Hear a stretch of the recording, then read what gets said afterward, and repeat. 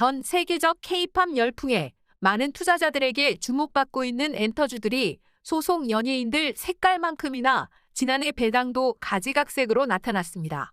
특히 SM엔터테인먼트는 상장 이래 계속된 무배당 기조를 올해도 보이고 있습니다. 19일 국내 상장 대형 기획사 공시에 따르면 하이브와 SM, YG, JYP 중 2020년도 실적에 대해 배당을 실시한 곳은 JYP 외에는 없습니다.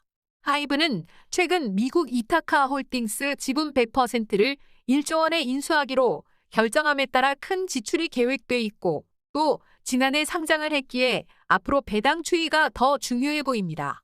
SM엔터테인먼트는 지난해 당기순 손실 803억 원을 기록하며 올해 배당을 실시하지 않았습니다. 다만 이를 단순히 실적 문제로만 보긴 힘듭니다.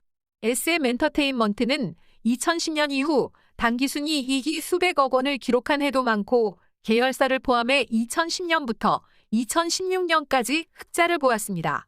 2017년과 2019년 적자를 기록하긴 했지만 계열사를 제외한 SM엔터테인먼트 실적은 2015년부터 2019년까지 흑자입니다. SM엔터테인먼트는 무배당 속 이익잉여금은 2010년 283억 원에서 지난해 1322억 원까지 늘었고 이는 자기 자본의 117억 원의 11배 규모입니다. 배당은 하지 않지만 라이크 기획과 내부 거래는 여전히 유지 중입니다. 라이크 기획은 이수만 총괄 프로듀서가 100% 지분을 보유한 회사입니다.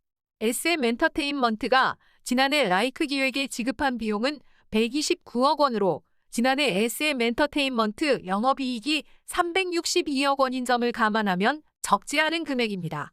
YG엔터테인먼트는 2012년부터 배당을 이어왔지만 금액은 점점 감소하고 있습니다.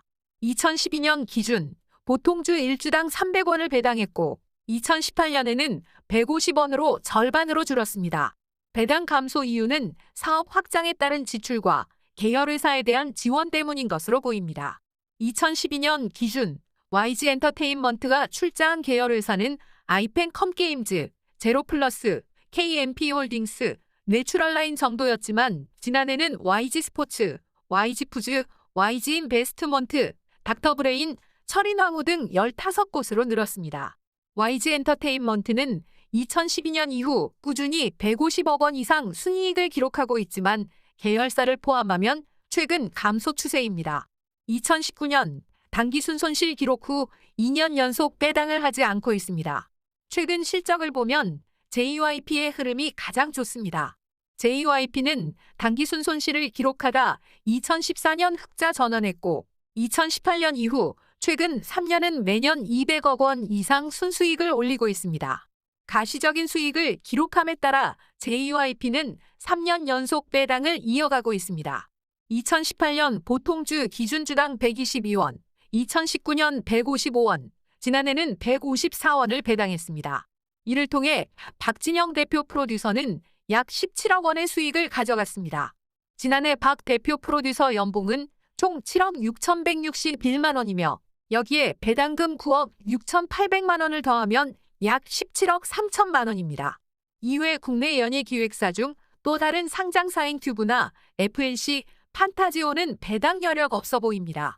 큐브는 지난해 당기순 손실을 봤으며 FNC와 판타지오는 최근 3년 연속 순손실을 기록 중입니다.